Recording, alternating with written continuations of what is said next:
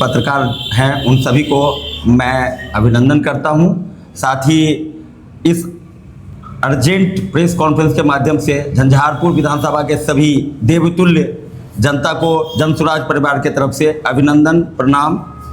आज का यह जो प्रेस कॉन्फ्रेंस है विशेष तौर पे रखा गया है। कुछ घटनाक्रम तेजी से जो बदल रही है उसके संदर्भ में सभी देवतुल्य जनता को सूचित करने के लिए, उनको सूचना देने के लिए कि किस तरह भाजपाई खेमा इतना डर गई है कि हर एक हथकंडा अपनाने को तैयार हो गई है और किसी भी हद तक नीचे जाने के लिए वो लोग तैयार है। मैं इसका स्पष्ट कारण बता देता हूं कि विगत जो अभी वर्तमान में जो विधायक हैं उनके कार्यकाल की जमकर विरोध हो रहा है, लोगों में भारी आक्रोश है। माननीय मंत्री जी काफ़ी घबरा गए हैं क्योंकि उनकी जो कार्यकाल है वो काफ़ी दागदार रहा है। खुद को वो साबित करते हैं कि मैं विकास पुरुष हूँ, मैं साफ सुथरा इंसान हूँ, जबकि वास्तविकता उससे अलग है। आप लोगों को पहले ही बता दिया कि जिस विकास का ढिढोरा वो पीटते हैं वो बिल्कुल खोखला है। आप इससे समझ सकते हैं कि वो खुद को शिक्षित बताते हैं तो 5.5 लाख की आबादी में 2.5 लाख की आबादी 5वीं से कम पढ़ी लिखी है और 1 लाख, इसमें 1,39,000 अनपढ़ है। तो और इतनी बड़ी विधानसभा में मात्र 76,000 व्यक्ति 10वीं पढ़े लिखे हैं। 5.5 लाख की आबादी पर एकमात्र सरकारी कॉलेज है जो उच्च शिक्षा देती है, जिसके कारण मात्र 36,000 लोग व्यक्ति यहाँ पे ग्रेजुएट कर पाए हैं। हमारे झंझारपुर विधानसभा में इस वर्ष मात्र 2 विषय का पोस्ट ग्रेजुएट की पढ़ाई शुरू हुई है। इसकी दुष्परिणाम ये है कि 10,000 से भी कम लोग इस क्षेत्र के पोस्ट ग्रेजुएट लोग हैं। ये सोच सकते हैं कि किस तरह अशिक्षा और अशिक्षित रहकर खुद के और अपने परिवार का विकास कर रहे हैं, न कि जनता का विकास होता हुआ दिख रहा है। शिक्षा के बाद अगर बात होती है विकास के मामले में तो स्वास्थ्य की होती है। 5.5 लाख की आबादी मात्र 7 MBBS डॉक्टर, सरकारी डॉक्टर के सहारे है, जिसका दुष्प्रभाव यह है कि आम जनता झोला छाप डॉक्टरों के सहारे निजी क्लिनिक में भटक रही है और उनकी गरीब लोगों की ज़मीन तक इलाज के लिए बिक जाती है। लालू राज में चारा की चोरी हो रही थी, नीतीश बाबू और नीतीश मिश्रा जी मिलकर इंसानों की निवाला की चोरी कर रहे हैं। वो खुद बोल रहे हैं कि हमने 3,46,000 लोगों का राशन कार्ड बनवाया है और प्रति व्यक्ति 1 किलो अनाज चोरी होता है, ये सबको पता है। अगर उसकी कैलकुलेशन सरकारी दर 32 रुपये से चावल से करेंगे तो लगभग 5 साल में उन्होंने 70 करोड़ का इंसानों की निवाला छीन ली है। बच्चों में कुपोषण की दर इतनी बढ़ी हुई है कि 1,06,000 कुल बच्चों में 58,000 बच्चे कुपोषित हैं, या तो अंडरवेट हैं या उनकी हाइट जो एवरेज हाइट है बिहार की उससे कम हो गए हैं। 20,000 तीव्र कुपोषण का शिकार होकर गंभीर बीमारी का शिकार हो गए हैं। और आप समझ सकते हैं कि नीतीश मिश्रा जी की किस तरह समग्र विकास की बात करते हैं। ठेकेदारों से उनकी अपेक्षा है, आम जनों से उपेक्षा है। आज जनप्रतिनिधि और आम जनों के बीच रिश्ता ठेकेदार तय करते हैं, आम जनों की पहुंच अपने जनप्रतिनिधि तक नहीं है। आप खुद सोच सकते हैं वो कितने लोगों का फ़ोन कॉल लेते हैं और किस तरह से उनका आम जनों से कटाव बना हुआ है। अब उसका कारण यह हुआ जब आम जनों से इनका संपर्क अच्छा नहीं है, सभी लोगों से वो कटे हुए हैं, क्षेत्र में भारी आक्रोश है, उनको चुनावी कैंपेन करने में कठिनाई होती है, लोग उनको सड़क पर निकलने पे भारी विरोध होता है। कुछ लोग कहते हैं कि वो जातिवादी है, बिल्कुल नहीं, वो परिवारवादी हैं। आप देखिएगा झंझारपुर प्रखंड के कमला के उस पार की जो मुख्य पंचायतें हैं, ब्राह्मण बहुल पंचायत है, वहाँ पे बंदरों ने और नील गाय ने ऐसा आतंक मचा रखा है कि लोग खेती नहीं कर पा रहे हैं। फलों की खेती बिल्कुल नहीं हो पा रही है, जिससे किसान गरीब हो रहे हैं। और आज यह विधानसभा भूत विधानसभा बन गया है। मोहल्ला का मोहल्ला, टोला का टोला लोग के घरों में ताला लगा हुआ है। आप जो लोग सुन रहे हैं वो खुद सोचिएगा कि आपके परिवार का कोई ना कोई व्यक्ति या तो कमाई के लिए या पढ़ाई के लिए या दवाई के लिए यहाँ से पलायन कर चुके हैं। तो पहली बार जनसुराज ने जनता की उम्मीद के साथ रखी है, जनता के मुद्दों के साथ चुनाव प्रचार में आई है और आज उसका परिणाम यह है कि हर पार्टी रोजी रोजगार की बात करने लगा है। तो ये हम लोग चुनाव होने से पहले ही जीत चुके हैं, क्योंकि हम अब अपने मुद्दे पे सभी पार्टियों को चुनाव लड़ने पे बाधित कर रहे हैं। अब 38 विधानसभा में जो कल घटनाक्रम हुआ है उसके संबंध में हमारे जिला अध्यक्ष श्री दीपक पोद्दार जी आप लोगों को इस प्रेस वार्ता में विस्तृत रूप से बताएंगे। आपको जो झंझारपुर जनता को क्यों चुना आपके पार्टी? जी हाँ, विधायक जी को जो कार्यकाल मिला है उसका कहीं न कहीं वो सही रूप से कर नहीं पा रहे। अगर जनता मैंडेट देती है हमारी पार्टी को तो निश्चित रूप से विधायक जी का जो दायित्व है जनता की आवाज़, चाहे शून्यकाल हो या प्रश्नकाल हो या ध्यान आकर्षण प्रस्ताव हो, हर एक सेशन में कम से कम 5 से 10 झंझारपुर के जरूरी मुद्दे रहेंगे। हमारा विधायक 24/7 जनता का फोन कॉल लेने के लिए उपलब्ध रहेंगे। कुछ लोगों ने बोला कि आईजीएमएस में मंत्री जी इलाज कराते हैं। हमारे पास वो नहीं कि जिसका हमारे पास पैरवी होगा। जो हमारे विधानसभा के आमजन कोई भी जाएंगे कहीं इलाज के लिए, हमारे विधायक जी खुद जाके उनका इलाज करवाएंगे। और सबसे पहले सारे उच्च विद्यालय के वो अध्यक्ष होते हैं, उनके बनते ही उन विकास मद से सारे उच्च विद्यालय में सीसीटीवी लगा दिया जाएगा और उसकी मॉनिटरिंग विधायक कार्यालय से हुआ करेगी। कहीं किसी स्कूल में कोई गड़बड़ी होगी तो विधायक जी अध्यक्ष के नाते, इस जनप्रतिनिधि के नाते वहाँ का शिक्षा व्यवस्था ठीक करेगी। आम जनों तक गुणवत्तापूर्ण शिक्षा मिलना शुरू हो जाएगा। स्वास्थ्य व्यवस्था में सुधार के लिए भी हम लोग देख सकते हैं कि शहरी क्षेत्र में जरूरत से ज़्यादा डॉक्टर है, ग्रामीण क्षेत्र में नहीं है। उसके लिए विधानसभा में उठाया जाएगा। जरूरत पड़ेगा तो मेरे विधायक जी धरना पे भी बैठ के इस समस्या का निदान करेंगे और झंझारपुर का विकास होगा। कल रात में एक घटना घटित हुई है मोहना चौक पे। कहने के लिए तो कल रात की घटना है, लेकिन इसका प्रारंभ चुनाव के नॉमिनेशन के 10 दिन पूर्व से ही प्रारंभ हो गया था। आप लोगों को भी पता है कि हमारी पार्टी 2 अक्टूबर 2024 को विधिवत प्रारंभ हुई है। झंझारपुर में हम लोग जब इसका शुरुआती दौर चल रहा था, जब लोगों को इस पार्टी से जोड़ा जा रहा था, संस्थापक सदस्य बनाए जा रहे थे, मैं 10 वर्षों तक भाजपा में रह के यहाँ पे आया। कहीं ना कहीं मुझे लगा कि जो चीज़ देश को मिलना चाहिए, राज्य को मिलना चाहिए, वो यहाँ नहीं प्राप्त हो रहा है। आपका जो शिक्षा और जो स्वास्थ्य है वो कुपोषित है। तो मैं एक नौजवान था, मुझे लगा कि इन चीज़ों की कमी यहाँ दूर हो गई, लेकिन ऐसा नहीं देखते हुए हमने प्रशांत जी के आइडियोलॉजी को मानते हुए जनसुराज ज्वाइन किया। संगठन जिला देखना मेरा कर्तव्य भी है, संगठन बढ़ाना भी मेरा कर्तव्य है और संगठन को बचाना भी मेरा कर्तव्य है। लेकिन मैं आपको बता दूं, ये लोग कह रहे हैं कि भाजपा यहाँ पे अपार बहुमत से जीत रही है। कुछ देर के लिए यदि मान भी लिया जाए तो जब आपकी भाजपा अपार बहुमत से जीत रही है तो जो छोटी पार्टी अभी नवनिर्मित हुई है, कुछ नौजवान इस पार्टी को अभी यहाँ पे आगे बढ़ाने का काम कर रहे हैं। तो आप मंत्री होते हुए, आप इतने बड़े कद्दावर मंत्री होते हुए हमारे छोटे छोटे कार्यकर्ताओं को मंत्री पद का दुरुपयोग करके उसको डराने का काम कर रहे हैं, उसको भय दिखाने का काम कर रहे हैं। आपके लोग, आपके द्वारा संरक्षित जो आपके ठेकेदार हैं, जो अब दबंगई पे उतर गए हैं, हमारे बहुत सारे कार्यकर्ताओं को डरा के, धमका के, प्रलोभन दिखा के, तो ये चलिए आम बात है कि चुनाव के टाइम में इधर से उधर लोग जाते हैं, लेकिन आप लोगों ने क्या किया तो धमकी देना भी प्रारंभ हुआ। कल के डेट में मैं बता दूं, मेरे 2 ऐसे पदाधिकारी हैं, मैं नाम नहीं उनका लूँगा, उन्हें इस बात का सूचना जाता है कि यदि आप मंत्री जी का खुलेआम विरोध कर रहे हैं, जनसुराज का प्रचार कर रहे हैं, तो आपके ऊपर इनकम टैक्स और सेल टैक्स। मुझे हंसी भी आती है कि कोई भी व्यापारी अब बिना जीएसटी लिए हुए और इनकम टैक्स रिटर्न भरे हुए कारोबार नहीं करता। लेकिन कुछ पल के लिए उनको लगता है कि जो गुंडा फ़ोन कर रहा है और उसको मंत्री का संरक्षण प्राप्त है, तो लोगों में भय का माहौल बनता जा रहा है। एक छोटी सी मैं घटना बता देता हूँ। आज से 3 रात पूर्व हमारे कुछ युवा कार्यकर्ता जनसुराज का यही पंपलेट हरभंगा गांव में बांट रहे थे और ये हमारे प्रखंड अध्यक्ष निराला जी, इनके द्वारा मुझे फ़ोन आती है कि 12 बजे रात में, परसों 12 बजे रात में अपने उन 7 कार्यकर्ताओं को झंझारपुर आरएस थाना के पदाधिकारी के द्वारा उसके घर में घुस के बेरहमी से पीटा गया।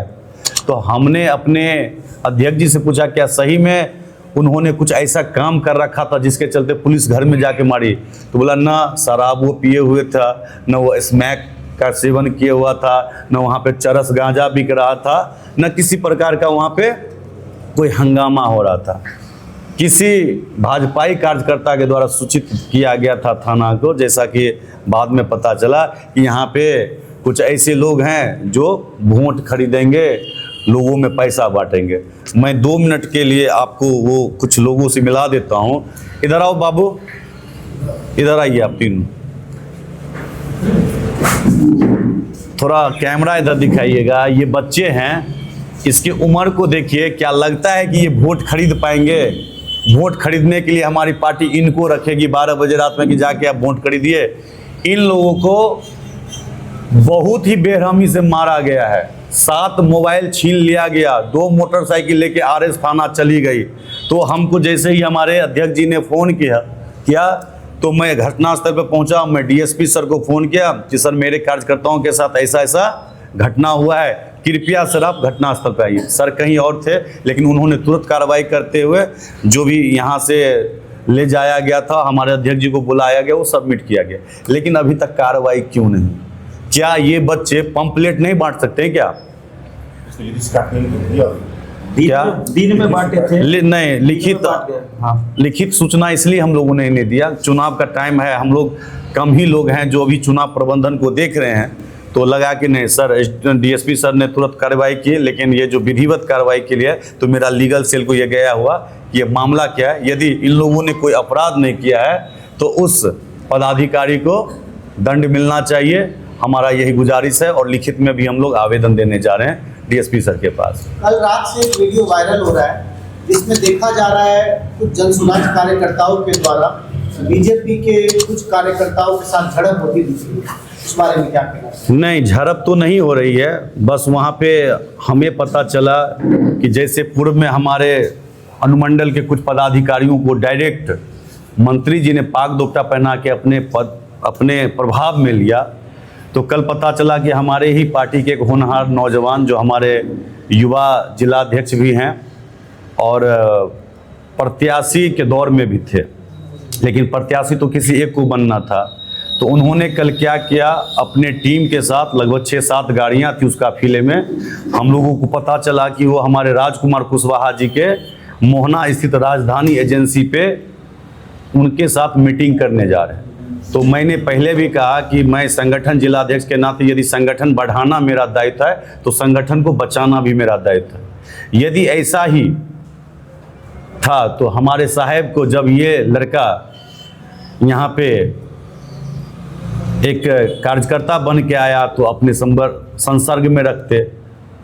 इन्होंने चुनाव के बीच में जहां से चुनाव को प्रभावित किया जा सकता है, इन्होंने कल रात में अपना प्रभाव दिखाते हुए 40-50 लोगों के साथ वहां पहुंचा। लेकिन जैसे उनको पता चला कि हम लोग वहां पहुंचने वाले हैं, वो वहां से निकल गए। उनकी 2 गाड़ी में 3-4 पदाधिकारी रुके हुए थे। आश्चर्य तो तब हुआ कि एक ऐसे व्यक्ति जो सरकारी शिक्षक भी हैं लखनऊ के एक विद्यालय में, वो लगातार इनके चुनावी कैंपेनिंग में हैं, और वो व्यक्ति इस बार 10 दिनों से चुनाव प्रचार में इतना सहभागिता दे रखे हैं और हमारे जनसुराज के कई सक्रिय पदाधिकारियों के घर पे जाके प्रलोभन देना, उस पदाधिकारी को जो है यदि कोई ठेकेदारी में छोटा मोटा करता है तो हम तुम्हें जांच करवा देंगे, इसका डर दिखाना। कोई कारोबारी है ये मेरा पदाधिकारी तो उसको इनकम टैक्स का डर दिखा के वो अपने नेता के लिए काम करे। तो क्या ये चुनाव आचार संहिता के पक्ष में काम कर रहे हैं या विपक्ष में काम कर रहे हैं? एक सरकारी शिक्षक चुनाव में भाग नहीं ले सकते हैं। यदि वो ऐसा करते हैं और ये साबित होता है तो उन पे दंडात्मक भी कार्रवाई हो सकती है, और ये चीज़ साबित होने पे उनको निलंबित भी किया जा सकता है। तो मैं आपके माध्यम से ये बताना चाहूँगा कि चुनाव आयोग और हमारे जो झंझारपुर के रिटर्निंग ऑफिसर हैं वो इस पे संज्ञान ले, और वो हैं विनोद झा जी। और आपको मैं पिछले का ही तस्वीर दिखाता हूँ। ये शायद खैरी विद्यालय में, मध्य विद्यालय में, मैं पता लगा रहा हूँ। ये चुनाव प्रचार में बहुत ही सहभागिता है और बहुत सारे ऐसे वीडियो भी हैं, फोटो भी हैं जो नज़र आएंगे। यहाँ पे देखिए कैंपेनिंग चल रहा है, बीजेपी का कैंपेनिंग चल रहा है। ये मंत्री जी हैं और यहाँ पे ये शिक्षक हैं, ये खुलेआम धज्जी उड़ा रहे हैं। और एक चीज़ और देखिए, हर एक ऐसा ये देखिए, ये हर एक जगह नजर आएंगे। किसी भी तरह का आयोजन हो जहां पे मंत्री जी रहेंगे उनके साथ चलेंगे, जैसे पीए चलता वैसे ही चलते। इनको किसी बात का डर भय नहीं है। ये खुलेआम चुनाव में उतर चुके हैं, हमारे जनसुराज के लोगों को डराने का काम कर रहे हैं और मंत्री जी का भय दिखा के। और मैं बहुत सारा तस्वीर दिखाना चाहता हूँ, बहुत सारे आयोजन पे। अब एक सरकारी शिक्षक, ये दिलीप जायसवाल जी हैं और इनके बगल में वो शिक्षक भैरव स्थान मंदिर में प्रणाम कर रहे हैं। क्या इस शिक्षक की नियुक्ति की गई थी कि भाजपा के प्रदेश अध्यक्ष के साथ आप भैरव स्थान मंदिर में जाके प्रणाम जाके कीजिए?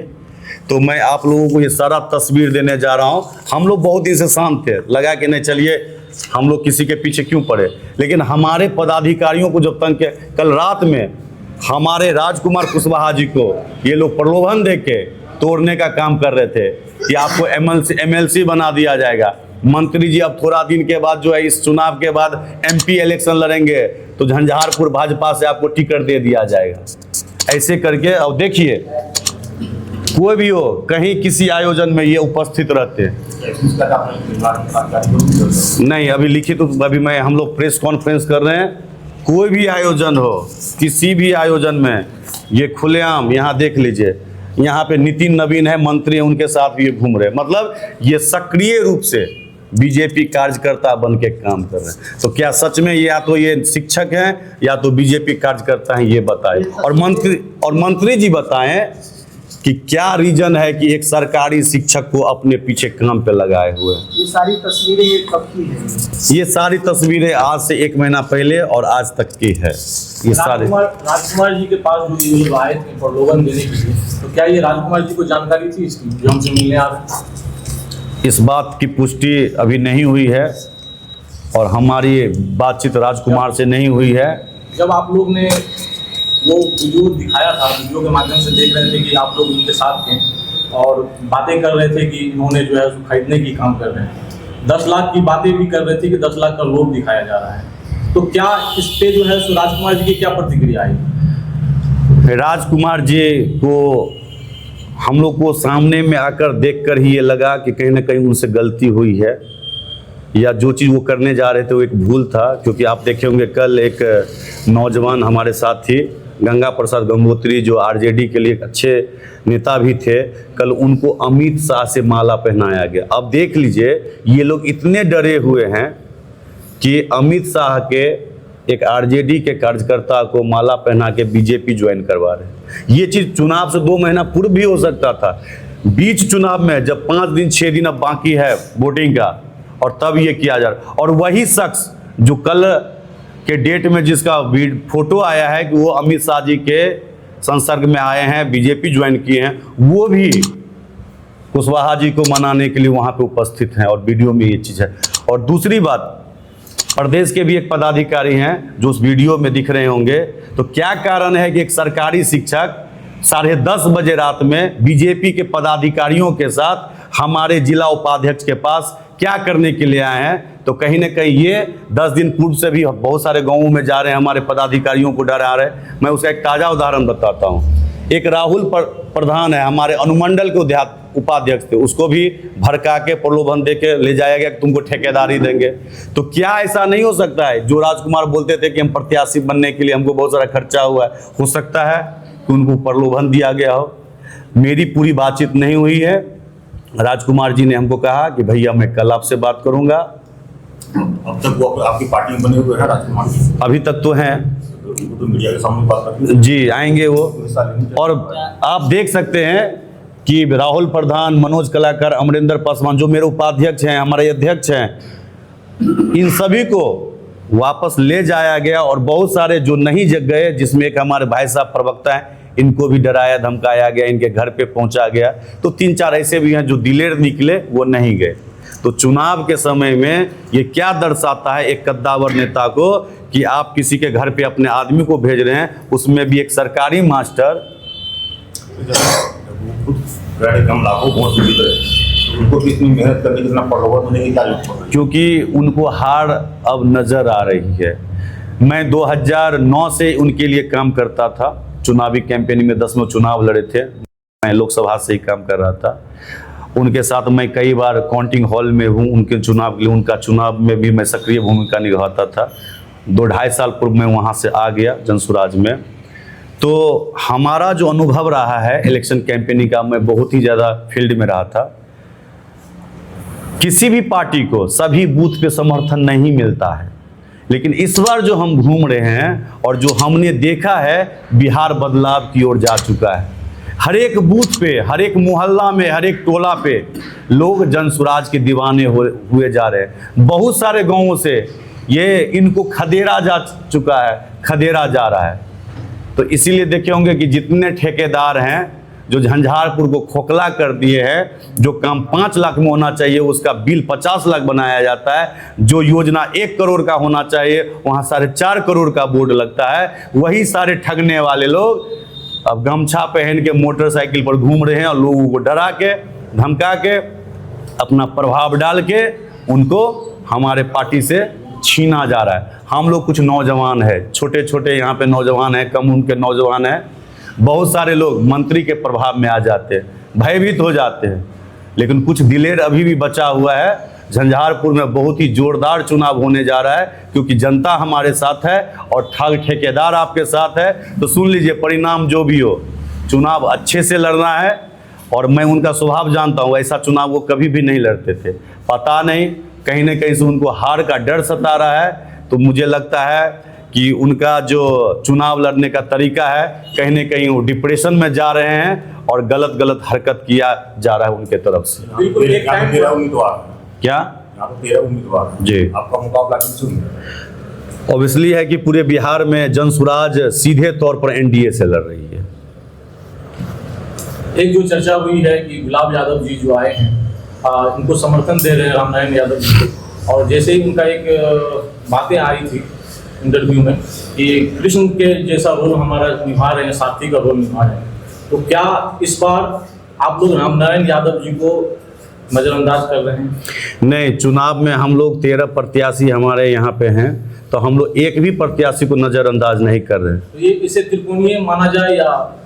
मैं इसको 13 कोणीय मान रहा हूँ। 13 प्रत्याशी है, सभी की अपनी क्षमता है, इसलिए वो विधानसभा चुनाव लड़ने को तैयार हुए हैं। लेकिन हमारी जो शक्ति है, युवाओं की शक्ति और जनता का जो अपार समर्थन देखा जा रहा है, हम लोग निश्चित तौर पर प्रथम बार में ही सफलता हासिल करने जा रहे हैं। सोशल मीडिया पर कई कमेंट्स आ रहे हैं, कि दीपक जी एक समय में नीतीश मिश्रा जी का राइट हैंड हुआ। देखिए, मैं कभी आप जनसुराज की कमान संभाले हैं, कल से जो ये वीडियो वायरल हो रही है उसमें आपका भी जो है सो बहुत सारे कमेंट्स आ रहे हैं, इस पे क्या कहना चाहिए? देखिए, नेता का राइट हैंड और लेफ्ट हैंड जो खुद को समझता है, उससे बड़ा बेवकूफ़ कोई नहीं होता। नेता का कोई हैंड नहीं होता है। हम लोग एक कार्यकर्ता थे, कार्यकर्ता के तौर पे काम कर रहे थे। मुझे लगा कि हम ईमानदार पार्टी में जब लग गया कि झंझारपुर में आवास योजना में 25,000 रुपया लिया ही जा रहा है, ये जो आप नगर परिषद में जितना भी काम हो रहा है वहाँ पे 27% कमीशन लिया ही जा रहा है। यहाँ पे आपका अंचल कार्यालय में घूस बंद ही नहीं हुआ है, प्रखंड कार्यालय में घूस बंद ही नहीं हुआ है। तो काहे का भाजपा? भाजपा मतलब ना खाएंगे ना खाने देंगे। यहाँ पे भाजपा का मतलब होता है जितना लूट सको लूटो, मेरे साथ रहो। परसों ये 12 बजे रात की घटना है सर, हड़भंगा गांव की है। हम लोग सोए हुए थे भाई, हमारा लड़का लोग कुछ जनसुराज का पर्चा बांट के अपना खाना वाना खा के रूम में सोए हुए थे। जब हमारा सबसे पहले तो ये हमको सूचना देना चाहा, जो हम सरपंच साहब को सूचना दें, लेकिन सबसे पहले इन लोगों को मोबाइल छीन लिया गया और इतना बेरहमी से मारा गया। जो हमारे RS थाना के जो हैं शत्रुंजय सर, वो गए थे और मैडम भी थी और उनके साथ कर्मचारी थे। हाँ, कहने का मतलब उस घर में यदि कोई आपत्तिजनक सामान मिला हो, उस घर में यदि कोई दारू पिया हो, उस घर में कोई ऐसा मोमेंट होता है जो कि हाँ यहाँ लूटपाट करना है, ऐसे करना है, वैसे करना है, इस तरह का कोई सुराग मिला हो तो ठीक है, आप गार्जियन हैं, आप प्रशासन है भाई, उसको थोड़ा कह के भी ये तो समझा सकते थे। लेकिन क्या वो डकैती करके वो रेपिस्ट है, वो डकैत है जो आप इस तरह का बर्बरतापूर्ण जो इस तरह का घटना किए हैं? और क्यों ऐसा बात है जो कि आप कुशवाहा को ही टारगेट करते जा रहे हैं? हम खास करके मंत्री जी से कहना चाहते हैं, एक तरफ आप कुशवाहा को तोड़ने का काम करते हैं, क्यों भाई? ये राजतंत्र नहीं है, ये प्रजातंत्र है महोदय। सबको बोलने का अधिकार है, सबको घूमने का अधिकार है, सबको अपना आवाज़ उठाने का अधिकार है। ऐसी बात रहती तो आप जहाँ जहाँ जा रहे हैं क्यों आपका विरोध हो रहा है? क्या लगता है कि मंत्री जी के सारे ये घटना करते हैं? बिल्कुल वही करवा रहे हैं। आप देख लीजिए गंगा प्रसाद गंगोत्री को क्या वो बड़का माने कुशवाहा का ठेकेदार हैं, उसको तोड़ के ले गए। राजकुमार जी जो हमारे जिला के युवा अध्यक्ष जनसुराज के हैं, उसके यहाँ पहुँच गए। हमारे 4 बच्चा को कुशवाहा का ही है, 4 बच्चा, उस बच्चा को आप बेरहमी से पिटवा दिए। क्या चीज़ का आप क्या कहवाना चाहते हैं, इस समाज में क्या करना चाहते हैं? महोदय अब वो समय न रह गया, इस बार आपको जाना तय है। हम लोग जनसुराज को अपनाए हैं और जियो जान से दिलो दिमाग से इस बार हम लोग जीतने जा रहे हैं। ये सबक सिखाएंगे इस बार मिश्रा जी को। यही कह के हम अपना वाणी को विराम देते हैं। मैं बिहार से बाहर रह रहे सभी प्रवासी बिहारियों से आग्रह करता हूं कि इस बार पहली बार किसी पार्टी ने आपकी आवाज़ सुनी है, तो मैं प्रवासी बिहारियों से आग्रह करूंगा कि चुनाव से पहले जरूर एक दिन के लिए भी आए। अगर किसी कारण से रोजी रोजगार के कारण नहीं आ पाते हैं तो अपने घर में फ़ोन करके बताएं कि आप किस परिस्थिति में आपको वहाँ रहना पड़ता है, एक कमरे में किस तरह आपकी जीवन कट जाती है, किस तरह बिहारी शब्द गाली बना हुआ है। पहली बार बिहार की जय जयकार करने वाली पार्टी प्रवासी बिहारियों की पार्टी मैदान में है, तो एक बार उसे जिताएं, जिससे आप लोग वापस बिहार में आकर सम्मानजनक जीवन जीने के लिए आप लोगों को मिले। जी सबको धन्यवाद।